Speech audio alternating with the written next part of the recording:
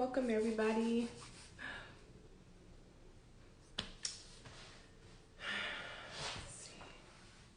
We have a few minutes until DJ Nikki comes, and then it's going down.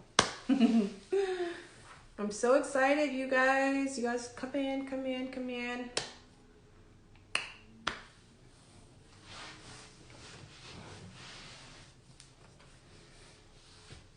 Let's see.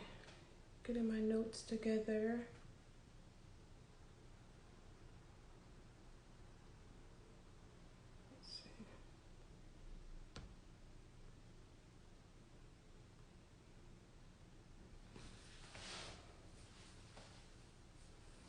Thanks, bestie.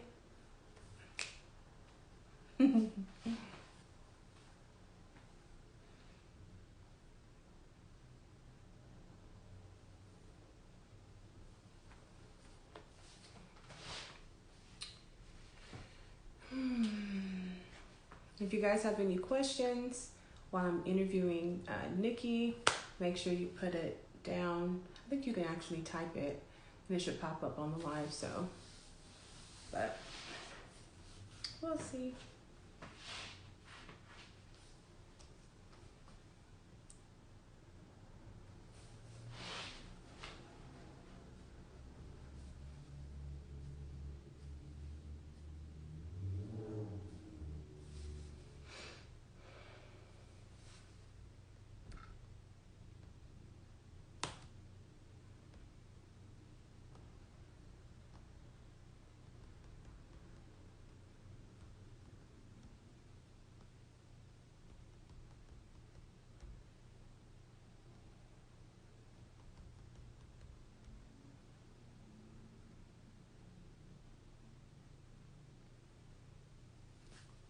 Hey, how's it going, Arsan? Arsan. I always pronounce your name wrong, but thank you for being here, for joining me. Make sure my lipstick is popping. A little bit more on. Make sure I don't get any on my teeth. Now I'll be in person.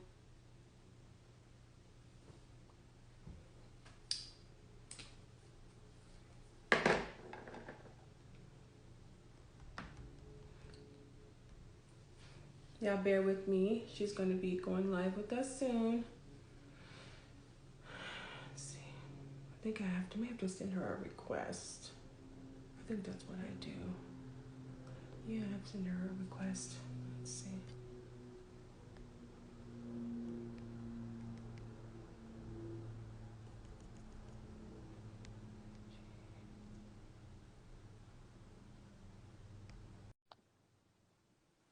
This is the very first time I've ever gone. Thank you. It's actually no promo, but it's Kat Von D's lip stain. It's pretty awesome, actually. I like it. Thank you guys for being here. So excited. Where's everybody from? I know my friend Stacy, she's in Cali. My boy Arsan, he's in Canada. Smooth Papa. Where are you from? Yeah, let me know where you're from. I'm not quite sure who you are.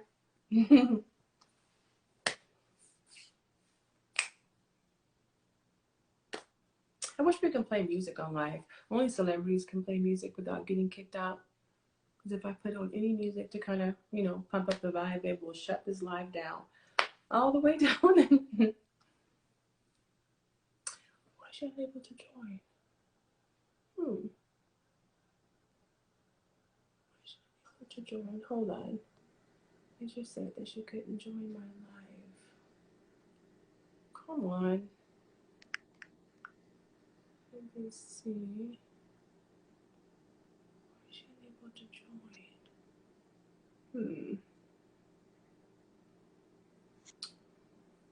Let me see. Hey BFF. Why is it not working? You may, let me see. Have to send me. You may have to send me a request. Oh, I think she's here, you guys. I think she's here. I think she's here. Let's see. Let me see. I think she's here. I think Miss Nikki is in the building. Let me see. Accept. I just hit accept. Oh, man. Let's see her live. Why is this thing acting crazy? Let me see. Why won't it let me join? Oh my gosh. Let me see. Y'all bear with me. The devil is trying to destroy what I'm trying to do. It won't let her add me. Let me see. Accept. I hit accept. Why is it not working? Let's go live. Oh my God! Hey, girl. Hi. How are you? I'm good. How are you? I'm wonderful. I don't know what just happened, why you couldn't go live with me, but thank you for being here. You're so beautiful. Oh, thanks. How's your day going? Yeah, not too bad. I've had a full-on day. It's evening here now. Yeah. And I'm a mom as well. So after I do this, it'll be bath time and then time for like stories and bed. So yeah, but I've had a full-on day of work stuff. What are you working on? Music? Huh? Where were you working on? Music? Yeah, music, planning studio time. I've got 2 parties happening next month. One for my record label, one for Mums at Rave. Okay. So I've been doing all the stuff for that, like all the flyers and proofreading everything. You know, like you end up being a multitasker as a DJ anyway, because DJs are like producers, we're promoters, we do everything. Like I tour DJ, I MD tours as well. So yeah, every day is like different things, and then I've got like various other side lines as well. So yeah, there's always something happening. How are you? I'm wonderful, girl. Listen, you have made my dreams come true. You have no idea. Like literally, I took like a leap of faith. I was like, let me see if she'll let me add her, because you know I'm a nobody. I'm like this compared to the people you have even let interview you. So this is life-changing for me. So I first want to just say thank you. But before we even start, if I may, I have to give you your flowers. Like literally, Nikki, girl, I told a lot of my friends, like, y'all need to go, follow my live when I go live. And they were just like, I've seen her before. Isn't that Kelis DJ? I'm like, no, baby. She is, but she is Miss Nikki. Even outside of whoever you work with, girl, you are amazing. I'm talking about work with the Grammys, Afropunk, Roberta Cavalli, honey, Diddy, Jay-Z, Kelis, Janet. I said, oh my God. Yeah, I've been doing DJing a long time, and I started when I was like 15 years old. Yeah. And that was like obviously 4 years ago or something. No, right? But yeah. But yeah, so I came up like, I remember not too long ago, I was like, wait, I remember DJing Lauryn Hill's first album party, or did I imagine that? I was like, no, I did do that, but because there's no cameras back then. Yes. Like all these things, we were just in the moment, like loving life and not recording any of it. So when I even look back and think some of the things I've done, it's crazy. How did you get into DJing, and like what inspired you? I tell you what, I used to I've always loved music. I went to music school for when I was really young. So I started playing instruments probably like 3 or 4 years old. Okay. Playing piano, picking things up really quick, playing by ear, and then playing guitar as well. And then I remember when I was like about 4 or 5, playing vinyls on my granddad's record player, and he would just let me have free run. So I just put the needles on, dance around to like Boney M I loved. Do you remember Boney M back in the day?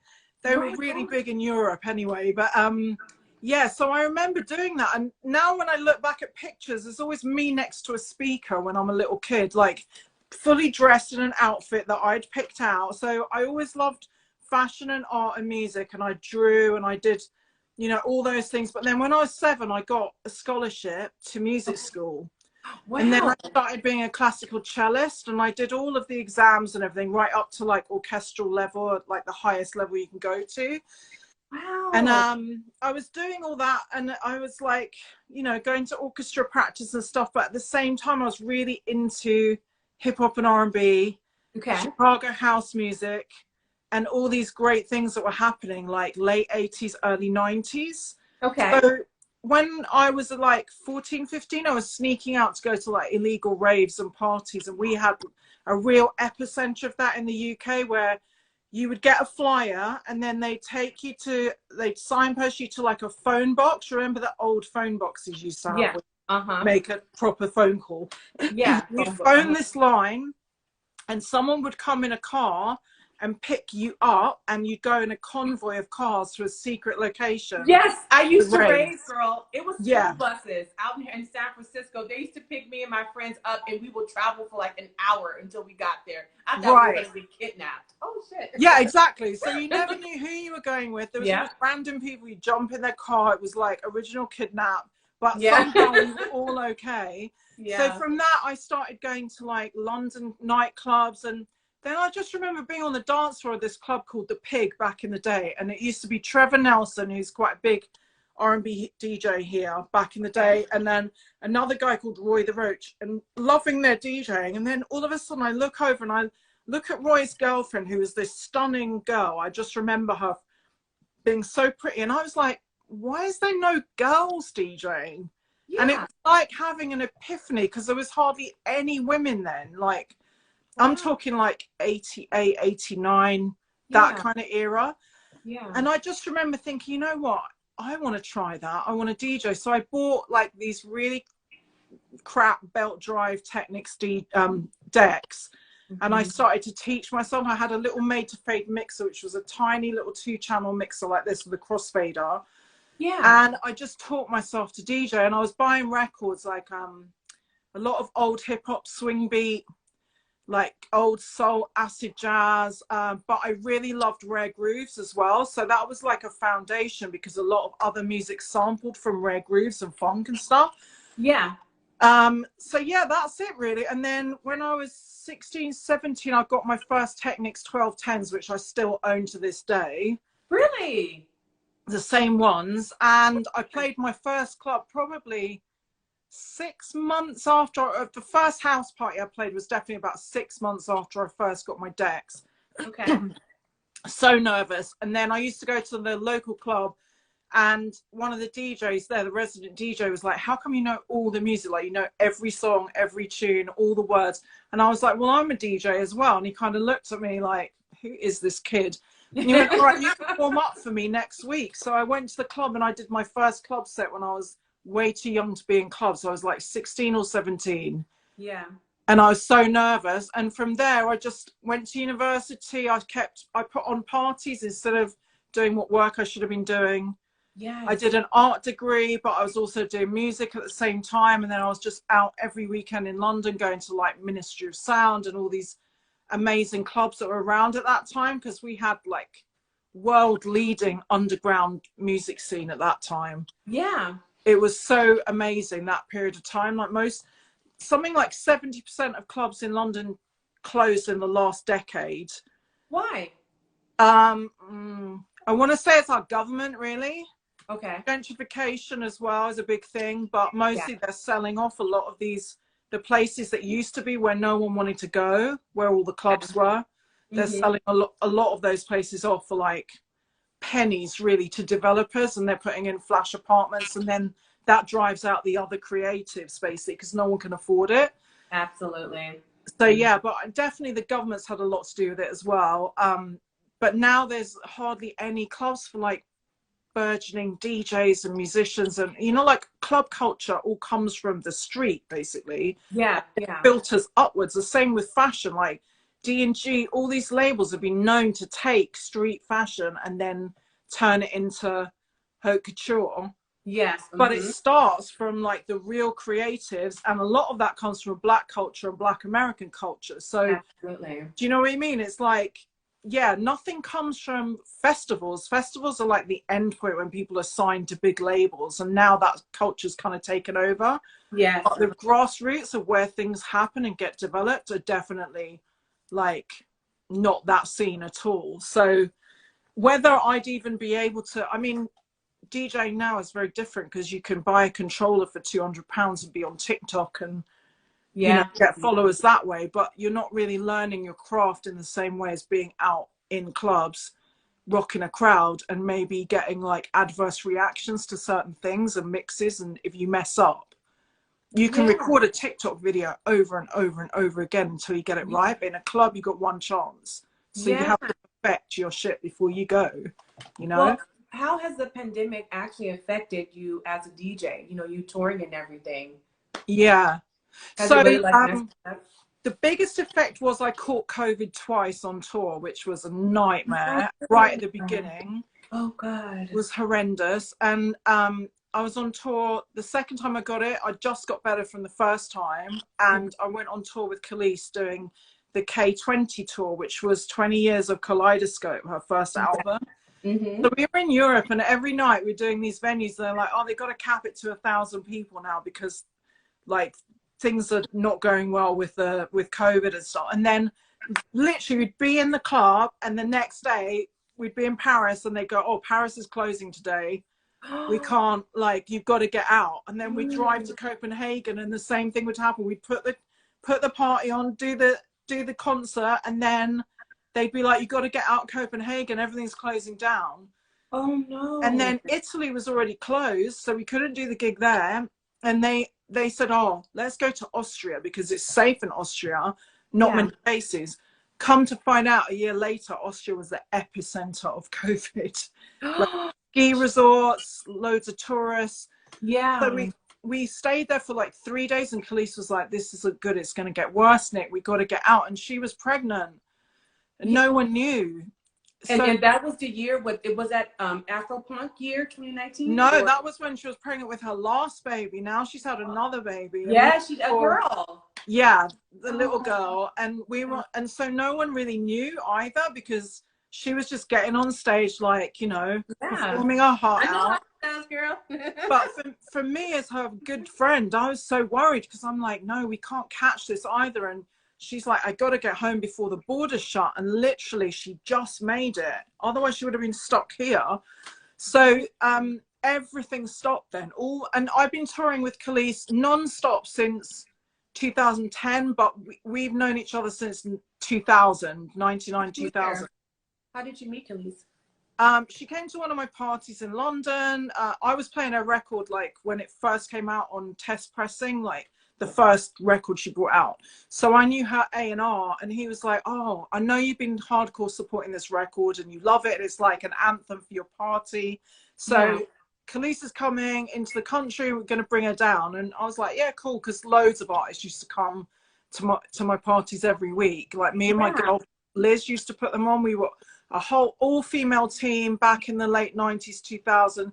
Female DJs, female promoters, female doorstop. Like, it was all girls. I love that. We still don't get the props that we deserve for, like, what we did, like, as far as club culture and stuff. Yeah. But yeah, so loads of artists used to come through every week. And then Rob brought down Kelis. And from that minute, really, all of us just got on. Like, we all dressed kind of similar. We liked the same things. We were all into fashion and art and, you know, like, culture, I guess. Like, we all liked similar things. Like, hey, I love your shoes, I love you, you know what I mean? And it's like that. And that's then awesome. From there, we just always used to hang out and go shopping and have parties, and that's so much fun. Like, she used to bring Pharrell to our parties and be like, you know, he thought we were crazy. Because he wasn't really the fashion Pharrell that people know now. He was different back then. Yeah. And he was saying to me, oh, I love your set, but, like, you should drop some AC/DC. And I'm like, okay, yeah. I love AC/DC, but you might do, but no one else in here is going to like that. But yeah, there's a good, you know, like, it was like fun times, basically.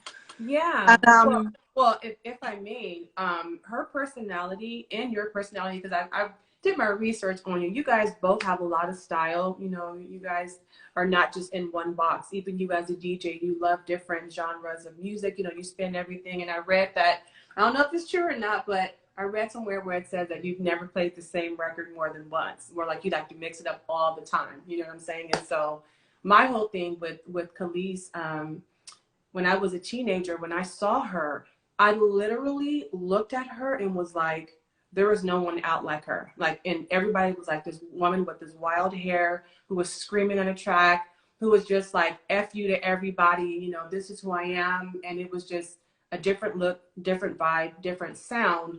But I resonated with her. And I never knew that many years later down the road for me, that she would be literally one of my biggest music influencers. Like, literally, I'm like, well, fuck. I'm like, oh, do you curse? Because I cuss. So, yeah, all the time. Okay, girl. So British people live for swearing.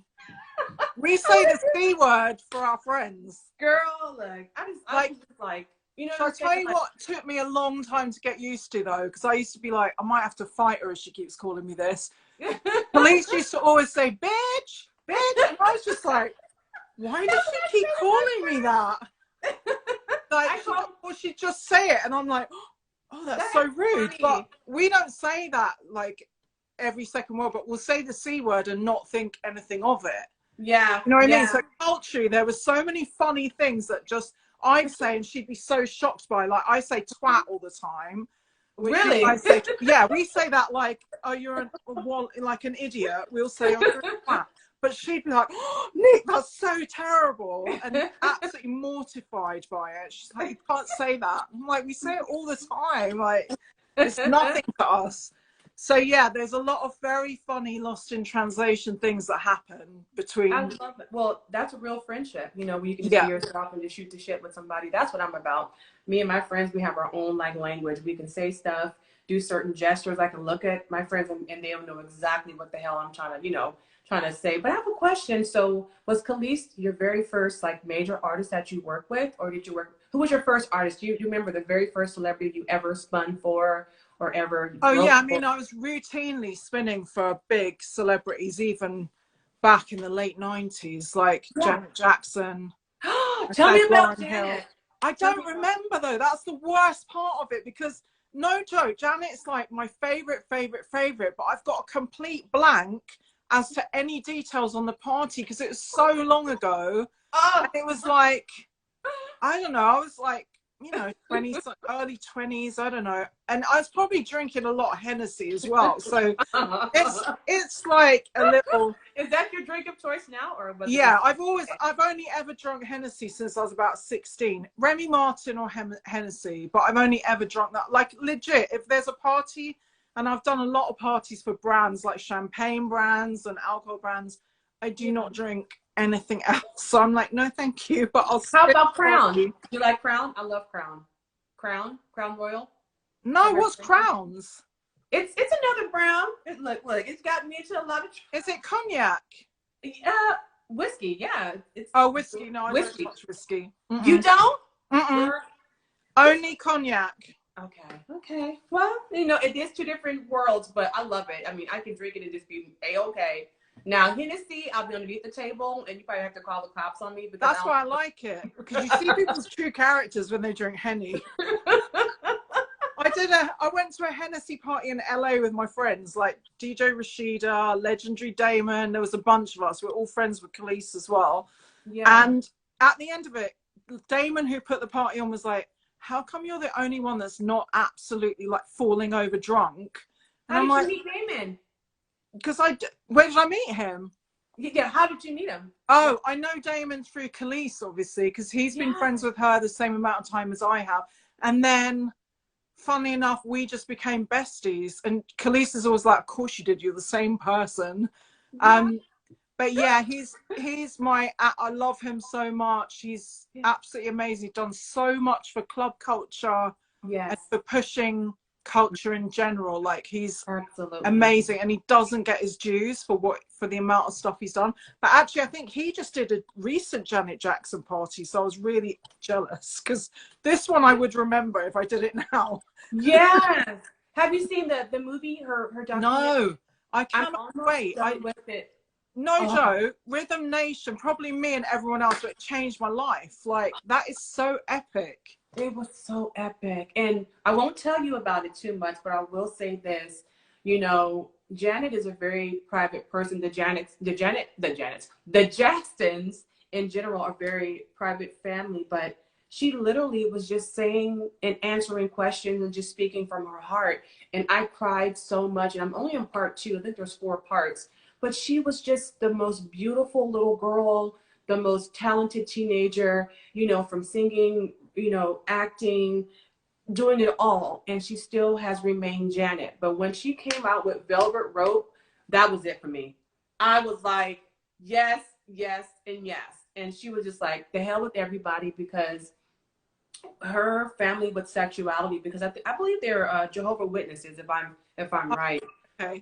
Yeah. So, you know, for them to speak about sexuality or act in a way, even when Michael, you know, came out with Bad, that album and everything else, and he was over here gyrating and stuff, I know his his family probably like, what in the hell? But the Janet that I saw in the documentary makes sense of who she is now. And if anybody ever talks about her, I'm going to get them, because leave her alone. She's humble. I love you know her. what I'm saying? How, like, do you remember just even like her personality? Like, give me something about Janet. You have to tell me something so I can take with me. Oh, no, legit, honestly. It was so long. I barely remember. I only just remembered a few months ago that I did Lauryn Hill's album party. Like, I've forgotten a lot of stuff. And then my friend sent me, Liz, who I used to run the clubs with back in the day, sent me all these photos the other day. She's the only one that's got any photos from that era. She sent us that Miami Winter Music Conference around 98, 99. Can't remember what we did there. New York, 1999 in Times Square. Don't even remember that picture being taken. But I do remember going to Cheetahs, I think, and another spot called Lot 61, I think. And then she sent me all these pictures of us in Ibiza in 1998, when we were in clubs that are like now iconic. Like, what? Like, I remember some of it, but lots of it, because since then, like, if you think I've been DJing the whole time since 98, 99, 2000, and then 2004, when Milkshake first came out, they got me the test pressings of Milkshake, and Kelis rang me up and she was like, or her assistant left me a message on MySpace or something, somewhere like that, random place, because she'd lost her phone again. She was like, find DJ Nikki. So I get this weird message from her assistant going, Kelis are trying to get hold of you to do the Royal Albert Hall gig tomorrow or something. She's flying in. The Royal Albert Hall is like the poshest, most decorated venue you'll ever play in the UK. It's like endorsed by the royal family. It's huge. It's like a big circle building with a stage, and it is amazing place. But it's not like a minor place to play. It's like big potatoes if you're going to play there. You usually be preparing and doing rehearsals and stuff. So I'm out that night and I'm like, I don't even have the new record. And they're like, no one does. It's not even out yet, but we'll bike it to you at the venue tomorrow. So I'm out the night before getting these texts or whatever I'm getting, like some kind of thing from an assistant. Don't even know who the assistant was at that point. Saying, Kelis is trying to get hold of you. And I'm absolutely drunk in the club that night, like living my best life, probably DJing. And then I'm like, how am I going to sober up to do this gig tomorrow and feel okay without a hangover? Well, I didn't feel okay. I was so hungover. And her manager at the time got me the vinyls, and that the first time I put them on was in the sound check. I had 2 minutes to like play Milkshake, get acquainted with where the bars were, where the drops were, what we're going to do. Had a sound check of about 15 minutes, and then the next artist had the sound check, because it was Grace Jones, Bjork, Robbie Williams, Kelis. It was like a lineup, a big lineup. And the first time Milkshake had ever been played anywhere. So that was like 2004. And then from then we sort of worked together on and off a bit, like if she'd come to Europe and stuff, but we'd always be hanging out and friends and stuff. And she had some other DJs as well. They'd be touring with her in the States. But then 2010, when that album Flesh Tone came out, that's when I just started tour DJing the whole time with her. So then we had a whole decade more or less of just going away to different countries constantly. How many remixes have you done? Well, Beatnik, so that's the production side of DJ Nikki was around before, and then Beatnik is me and my brother. Your brother. Yeah, I just saw Yeah. him. I don't know if he's still here, but tell him what's up. Static, right? Static? Is that his name, Static? Yeah, Status. Yeah. So, he's the remixer. I like writing and playing instruments and stuff, but he's like the technical geek. So, Okay. yeah, you got to give him props for the remixes because he's absolutely amazing at those. Amazing.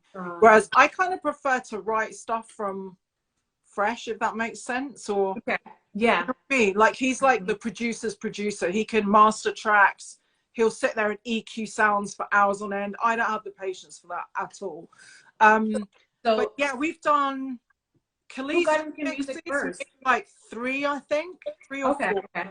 that were released anyway. They were released Gotcha. and they got quite a lot of airplay here, but on like Radio 1 and the stations that we have out here. Ibiza Radio played that stuff a lot.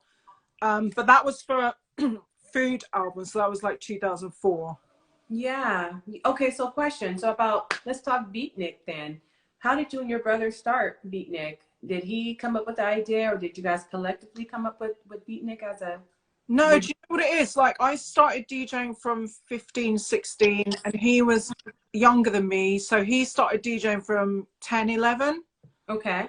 And he is like a proper turntable scratch DJ as well. Like Wow. he would be crabbing, like he's like a little boy and he's already crabbing on the decks and like. Oh, that's what you call it, crabbing when you guys. Well, there's a certain technique like this that you do with the crossfader, but yeah. not everyone can do that stuff. And he's like really good and from a young age. And he also started producing really young as well. And then, so we were already making records and stuff. But then 2003, we came up with the Beatnik brand because we had a TV show. And we needed a name. And we were like, well, we make beats and my name's Nick. And Beatnik is like a movement, you know, like a movement of artists in the 60s and 50s and 60s. So we were like, that's a really cool name. And I love what it stands for. And so we both have art degrees, but he did a lot of the branding he did all the branding for Beatnik, but he did a lot of branding for other companies as well.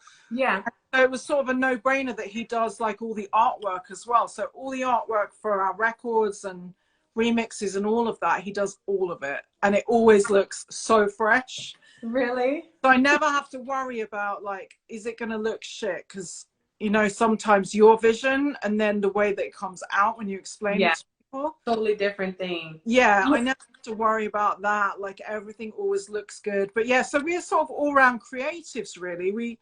He also now is a TV director. So we had a TV show then, but it was on a channel here and then we kind of moved it all onto YouTube, if that makes sense, because YouTube started popping and we were like, well, let's just have our own channel. Yeah. So he does a lot of like producer videos and we do videos of like when I'm out on tour and stuff and then we put all our records up there. So it's kind of like we've got A to Z of words that will help DJs because a lot of times when you're like coming up as a DJ, you don't understand a lot of these terms that happen. Like that people just throw out there as a producer or a DJ and you're a young kid like thinking, what the hell does that mean? So our channel's there to help like other DJs basically. Yeah. And now he does like TV directing on big shows like Britain's Got Talent. You've got America's Got Talent, I think. Yes, we do. And he's worked with on Simon Cowell's shows and things like that. So yeah, so we're kind of all-rounders, I would say, all-round creatives. And I have different brands as well. And then I've got my interiors company.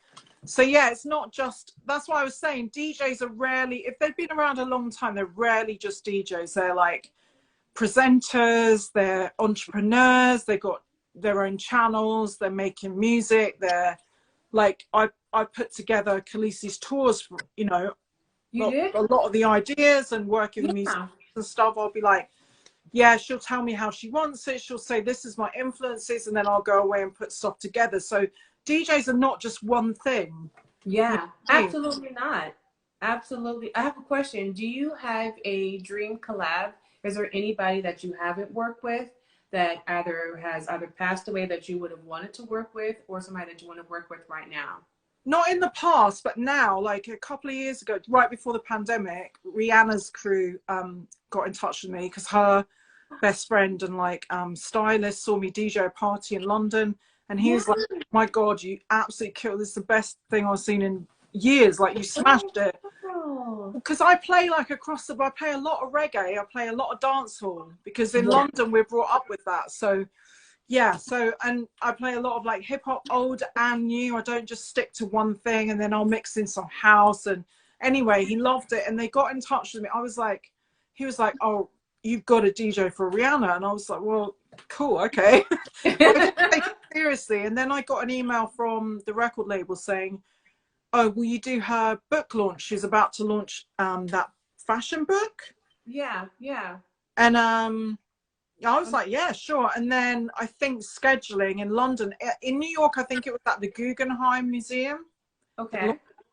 But here, it was set to be somewhere amazing here as well. And then right before it happened, they said, "We can't make the scheduling happen because she's due to be somewhere else." So she's definitely someone that I'd love to work with for sure, because she's just cool.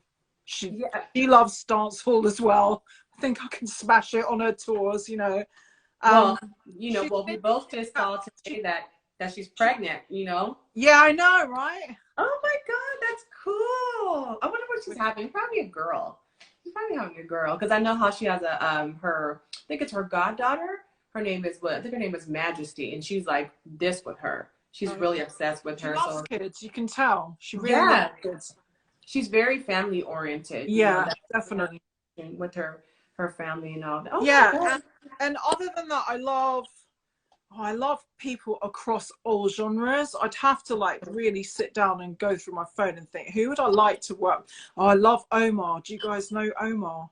No. He's a British soul singer, and Stevie Wonder always quotes as saying he wants to be Omar when he grows up. No. Omar's amazing. If you don't know music, you've got to get into it. I will. I definitely will.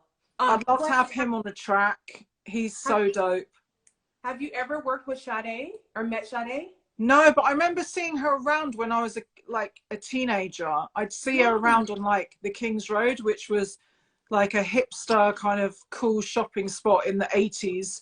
You'd always see like Simon Le Bon, Yasmin Le Bon, Helena Christensen, Michael Hutchins. You just see them out and about walking around. And I remember seeing Sade, and she was like in this red coat, which was like kind of tailored 80s swing coat, and a black sombrero and high heels, just walking to the tube, the subway. And I was like, no one else going to say anything, no? I would have died. Casually just getting on the tube. But yeah, London's like that. You just see people like, you know, hey, what's up? No security or anything. Right on, right on. So, do you have any new music coming out? Anything you want to? Yeah. So right now. Oh. Hi, Rob. I know I've been really bad. I haven't been saying hi to people. I know. This is my very first celebrity interview, so I don't want to get distracted. But hey, everybody, go ahead, Johnny. Go ahead. So right now, my brother and I are working on a new EP. We're just booking studio time and writing and making some new records, and they sound wicked. And it's kind of across genres, so it's electronic, but it's influenced by hip hop, dancehall, drum and bass, house, all the good stuff, really.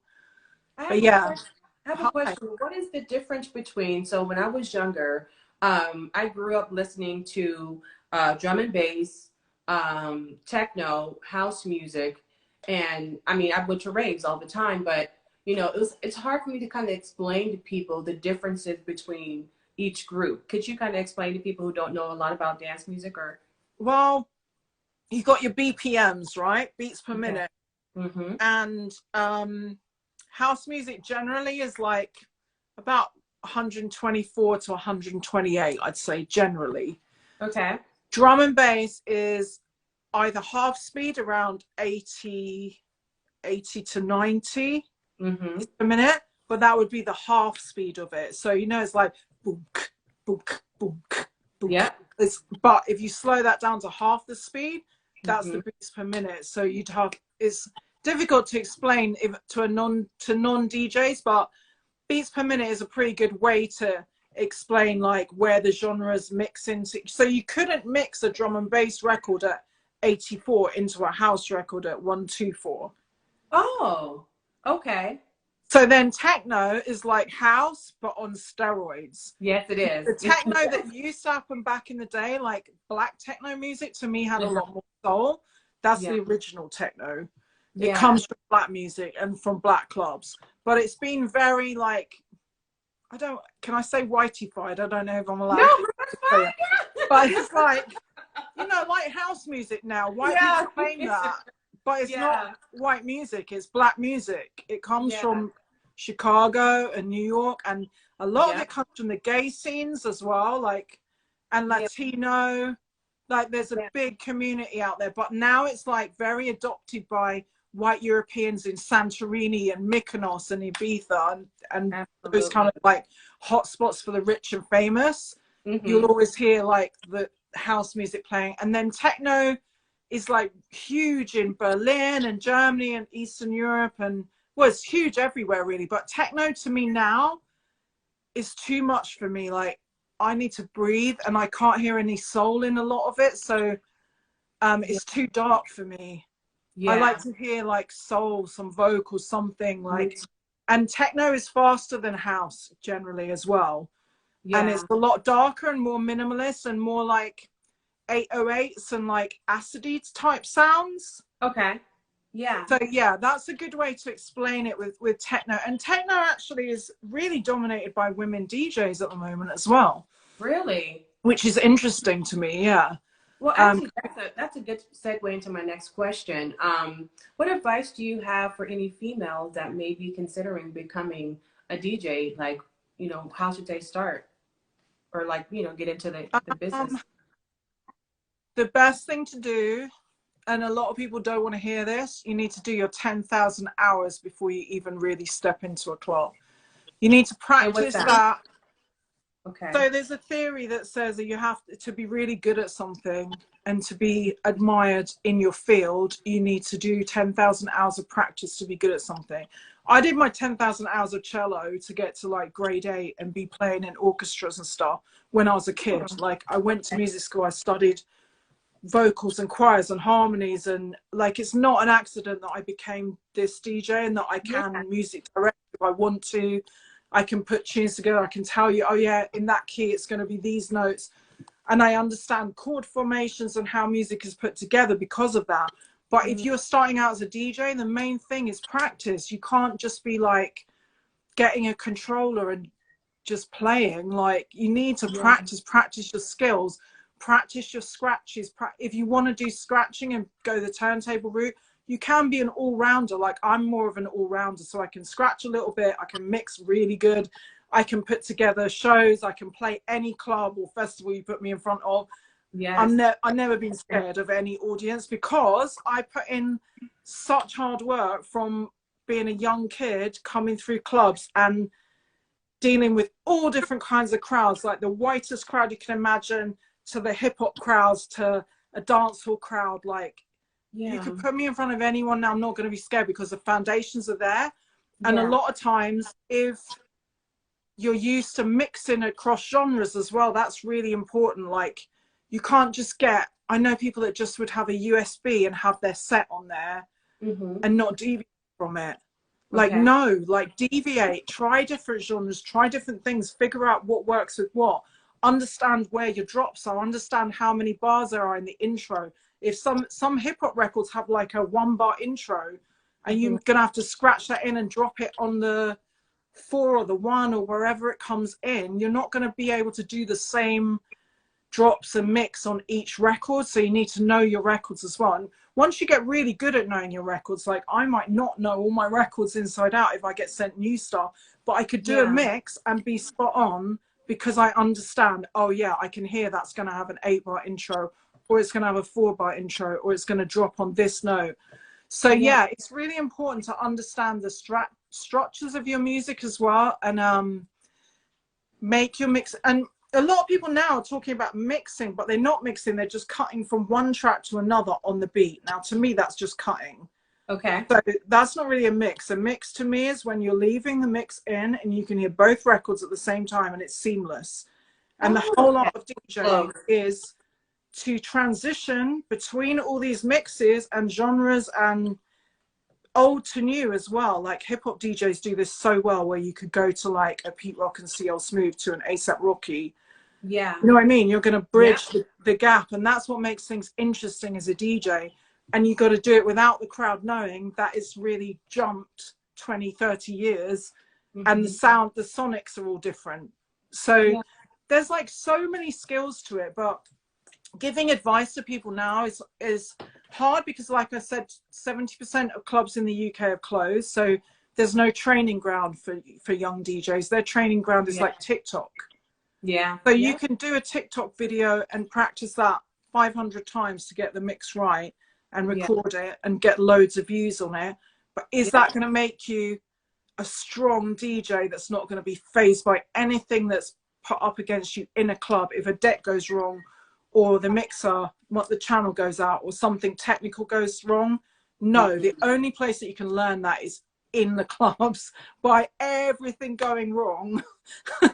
See, but that's the thing how you were talking about not too long ago.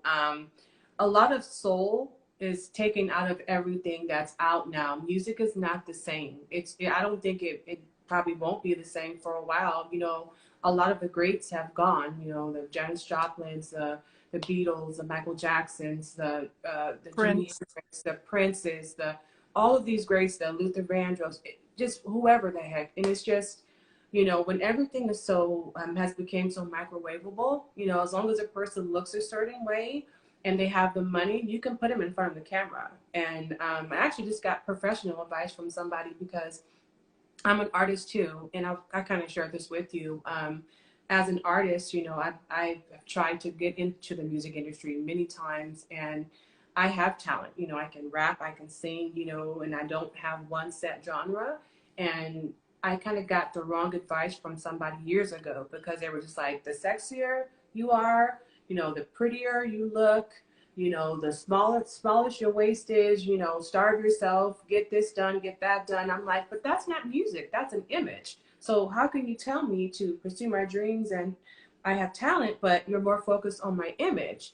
And so this new person that I confided in, they told me how music works now is that as long as you have money, you can buy your way into the industry. You don't have to, you know how to DJ. Like, for example, I like Paris Hilton. I think she's really sweet, but some guy came and unplugged her fake DJ set because she wasn't actually mixing. This was like years ago. I guess she knows how to mix now, but he exposed her and was like, "Oh, you see everybody." No one cares about that though. Everyone knows that Paris Hilton doesn't DJ, but she's a Hilton and she gets like £1 million bookings and stuff. But it depends really what your motives are. If you're about the actual culture and the love of it, I was always about the love of all of it. Like I love clubs. I love hip hop culture. I love underground culture. I love house music. I love all of it so much. Like that's how I grew up. And my friends are part of that. So we all understand it. But yeah, there is a lot of like, and if you have a good budget these days, yeah, you can pay for really good radio pluggers. You can get really good videos made. But you know, that's why a lot of hip hop music comes from hustle as well. Like there's always people backing it or like other funding going on, right? Absolutely. And nightclubs like that too. Like they're usually owned by people that are doing other things. Yeah. I mean, like it's a whole other situation that's going on with a lot of these industries. But yeah, it is sad and it's hard for women as well because they're always only going to be like, let certain people through and there'll be one of that and then they'll look for another person that's kind of similar and let them through. You know what I mean? Like that's why Kelis, I guess, was quite groundbreaking to a lot of people and touched so many lives and was inspiring because she wasn't like anyone else and she still will never tell her. Listen to me. I'm a mega super uber duper fan. Now I don't know all of her songs, but I know at least 80%. I'm telling you right now. Okay, boom. Okay, girl, boom. Okay. sometimes she'll say, what about that? Or I'll remind her and be like, we need to put that song. And she's like, did I do that song? I'm like, yeah, Beanie Man. She's like, no recollection whatsoever. Yeah. It's hilarious. Well, she's just so dope because she has, there will never be another artist that is so iconic as far as hair, looks, just not caring about being boxed in. And again, you know, I was a weird girl growing up. You know, most of my friends were white or they were Hispanic. And then, you know, I have black friends too, but the music and the things that I wanted to do, at skateboarding and listening to house music all night long, you know, a lot of my black friends didn't want to do that. They were into more like Tupac and stuff like that. But when I heard Kelis, I just heard an artist that engulfed and embodied everything in one. And she has the ability to go from, you know, grunge, pop, rap, hip hop, dance music, to even working with her working with Raphael Sadiq, and hearing a new sound out of her. I'm talking about, me and my best friend play that song Glow all the time. She's just incomparable, you know. And so good record.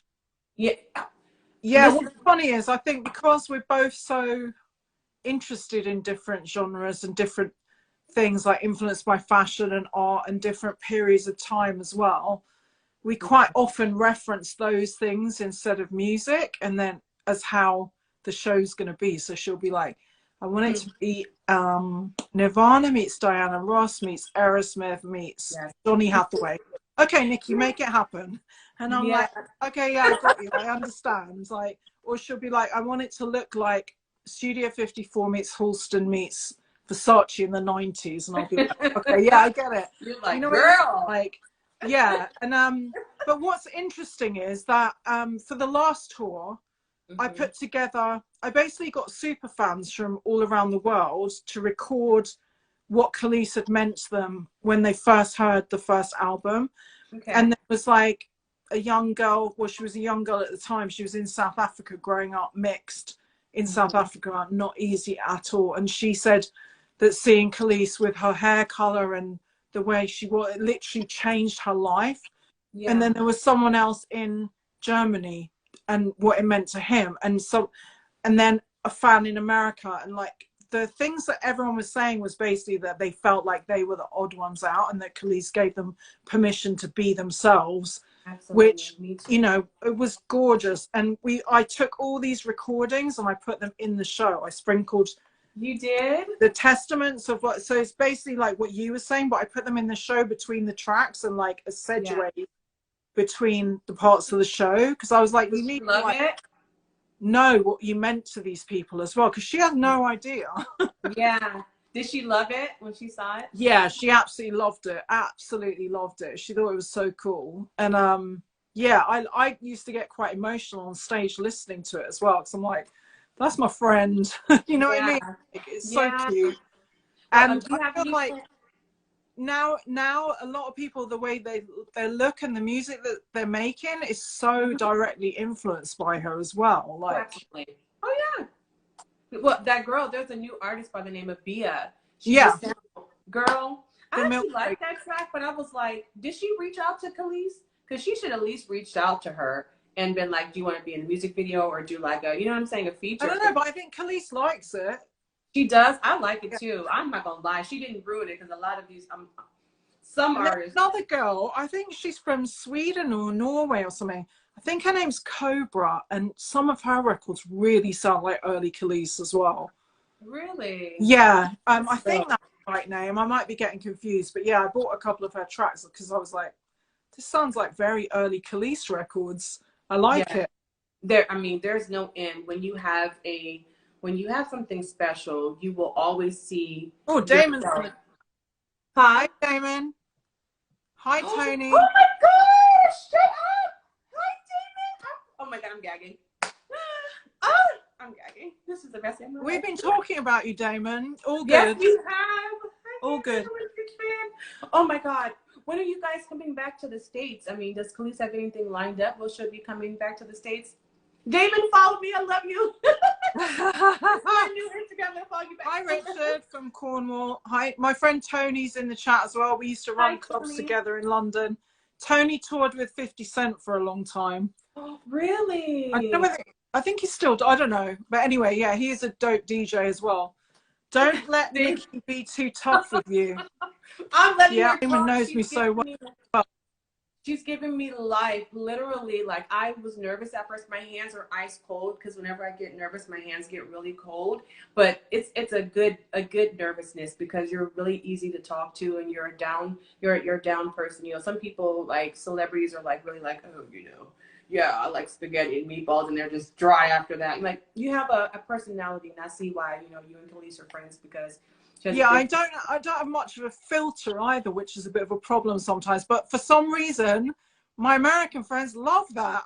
Because the Americans in general, right, this is the truth. You are a lot more direct than British people. British people tend to kind of skirt around the issues. Although I'm Scottish and we're very direct too. But yeah, my American friends are a lot more direct. A lot more. Like, you just, you guys are louder, more direct, and I find it easier to just be around you guys, and also somewhat happier as well. But I'm not surprised, because we are literally living in grey, cold island that's raining all the time, so everyone's miserable, right? Yeah, we need vitamins. Damon takes the piss out of me saying vitamins because you guys say vitamins. I love hearing vitamins. And I also say water, and then when I'm in America, no one will get me a water. They're like, excuse me, what's she saying? And Damon and Kelis are like, she wants water. That was good. Take the piss out of my accent constantly, by the way. I like that American accent you just said. That's awesome. That's really awesome. Oh my God. Nikki, I am going to tell you this. Like, this, again, I thank you so much for this opportunity. All of the people that are going to watch this when I repost it, and I'm going to repost it on everything, they need to get to know you. You know, you're not just, like I said, one lane. There's not one, just, I'm a DJ and that's it. You have a lot of things going on. You're a vlogger, you're a mom, you know, you write. I read that you know, you mix, you do all these things. And so if a person is actually trying to get into the business, or just is a lover of music, they should actually, that's my best friend Stacey from California. Oh, hi, Stacey. Where in California is she? Well, I'm from California too. That's where I'm from. Oh, are you?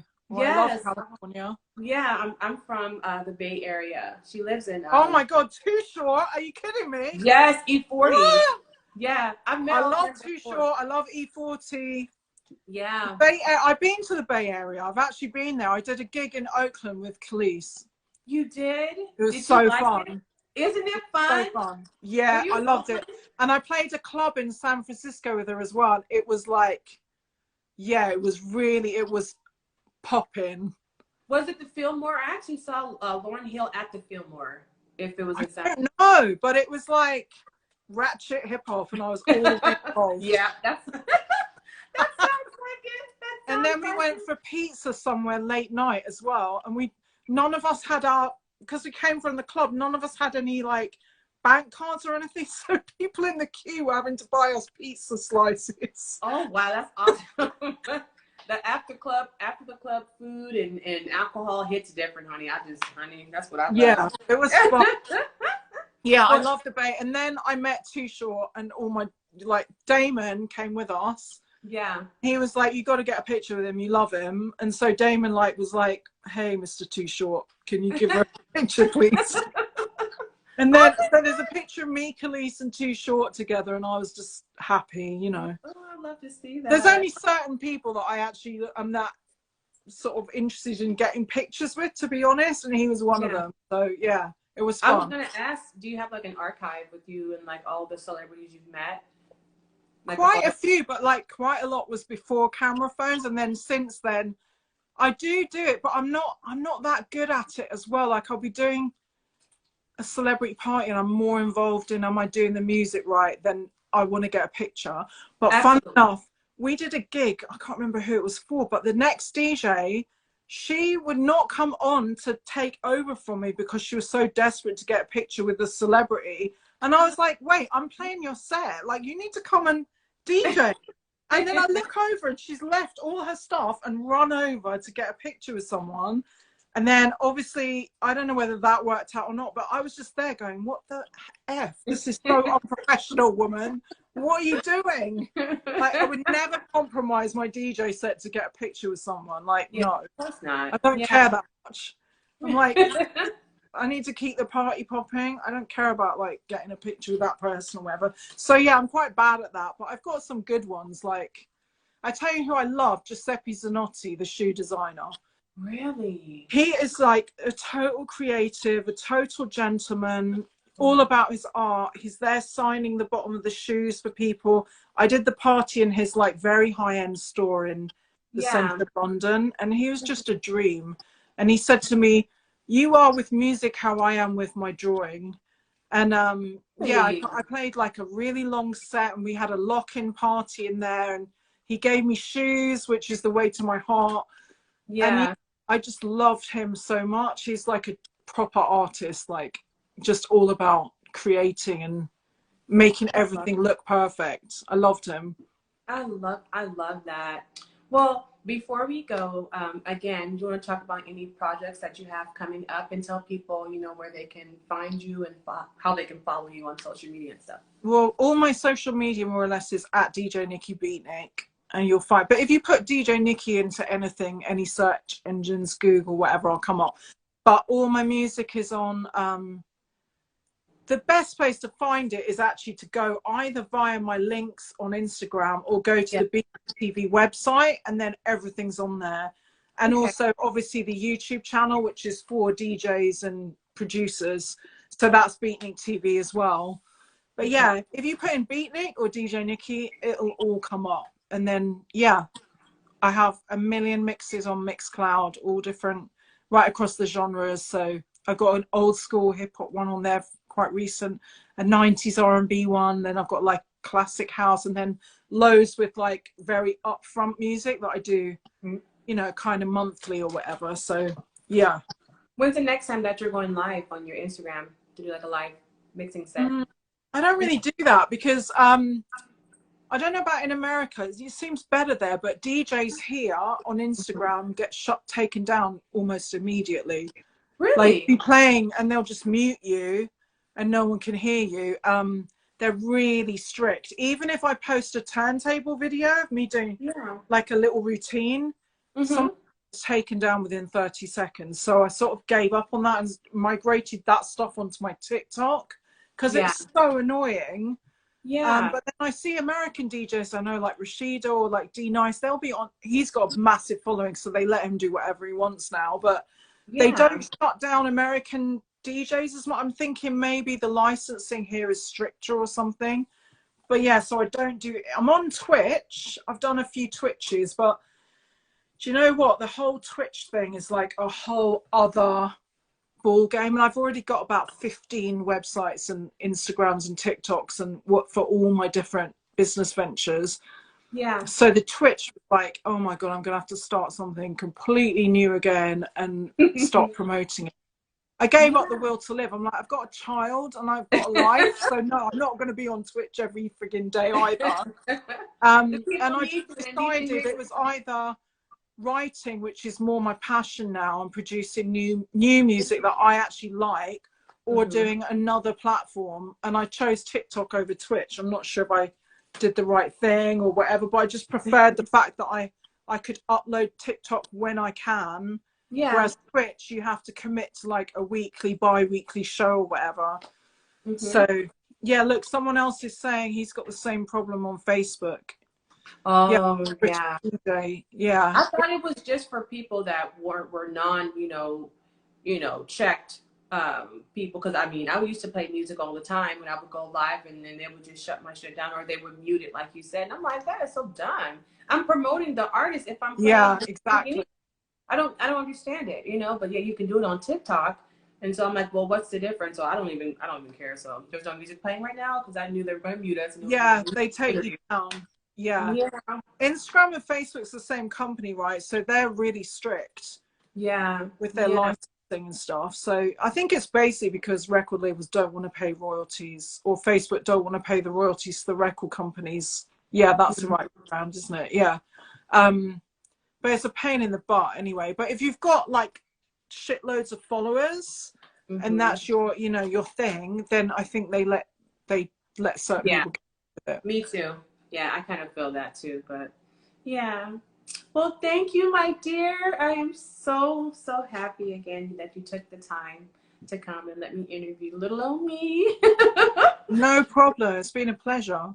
Yes, thank you so much. And hopefully this will be one of many times that I can, you know, promote you. And anytime you have anything new coming out, you know, I would love to do an interview with I you. will send you stuff as soon as it comes out. We're looking to get like the rest of the songs recorded this month and probably start radio promo maybe like mid to end of March and do some like visuals and things like that. So yeah, it's a lot though, because I do like 10 school runs a week. So it's like fitting it all in plus DJ gigs and stuff. It's a lot.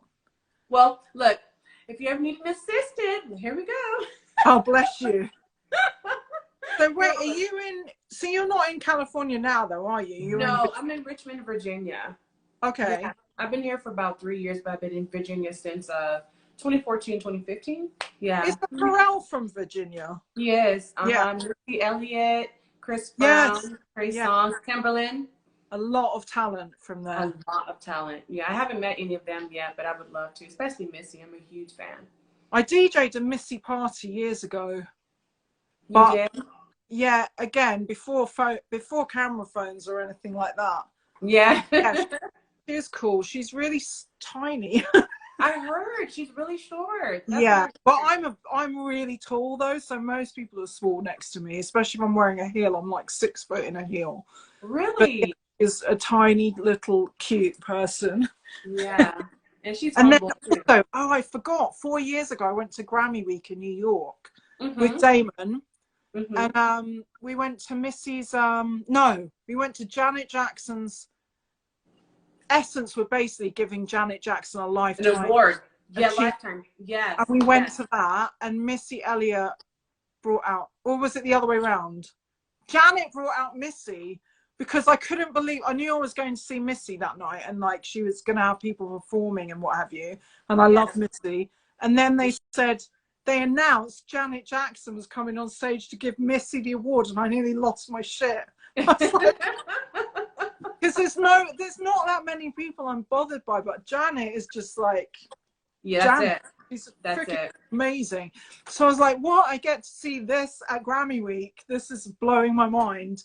Yeah. That's definitely we had so much fun that week. I met DJ Kool Herc. Oh, you did? Yeah, he was lovely. I was like, you realize like we're all responsible to you basically for starting this. I wouldn't have a career without you. And he was just so nice and humble. But yeah, it was epic. That Grammy Week was wicked. That is so awesome. Girl, thank you. No problem. It's been so fun. What time is it right now over there? Huh? What time is it? Is it 8 o'clock? It's 8 o'clock at night. Yeah, I need to give my kid a bath, which he doesn't want to do. So he's not going to be happy about this. Well, thank you, sweetheart. Please keep in touch. Of course. And hit me if you need anything this side, or like you've got new music to send me or whatever. Okay. Thank you. I appreciate that. Yeah. Thanks, girl. Thanks so much. Have a good... Oh, what time is it there? It is 3:05. Oh, right. In the day. Yeah. Are you off today? You're not having to work or anything? Yes. I'm off for you. Hello. Oh, bless. Look, I'm sick. No, I'm just kidding. Oh, well, they better not see you on the Instagram Live. No. No. I actually had a couple of doctor's appointments. I have one coming up too in about 40 minutes. That's why I have to kind of go. But yeah. Okay. I appreciate you so much. Love all the way from Richmond, Virginia. Well, back at you from London. It's bloody cold here. It's cold here too. I'm like, what in the world? Oh, too cold. I thought it was really warm in Virginia. Why did I think that?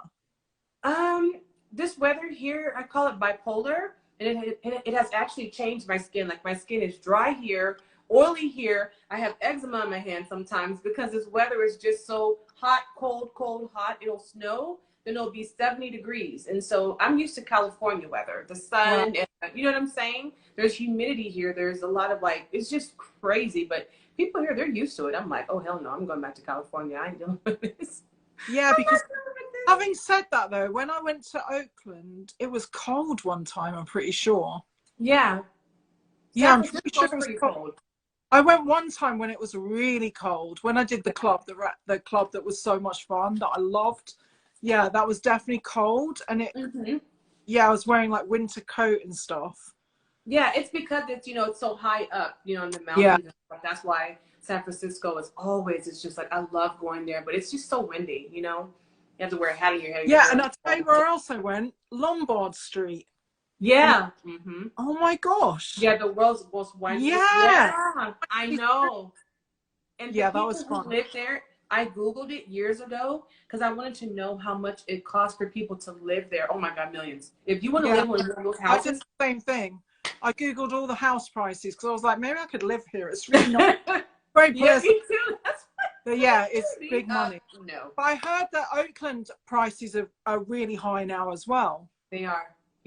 They really are. You know, they have gentrified a lot of things. They have really spiked up everything. A lot of new homes, a lot of new development, and a lot of celebrities that have, you know, moved there has hiked it. I mean, I don't understand why any 2-bedroom home should be $700,000, $800,000, $900,000. That makes no sense to me. It just makes no sense. Yeah, it's the same in London.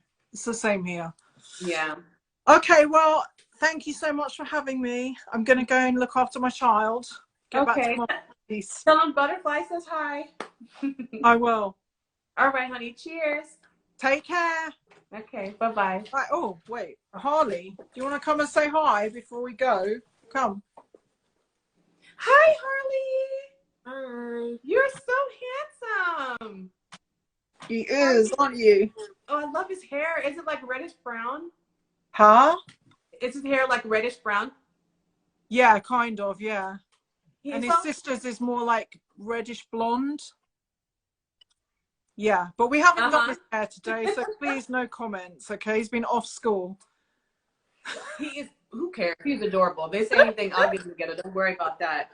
Well, nice to meet you, baby. See you later. Bye-bye, honey bun. All right, take care. Bye. Bye. Let's see. All right. Thank you, everybody, for tuning in. This is the greatest day of my life. I'm so happy. I have to go, but yeah, this is going to be reposted here on my live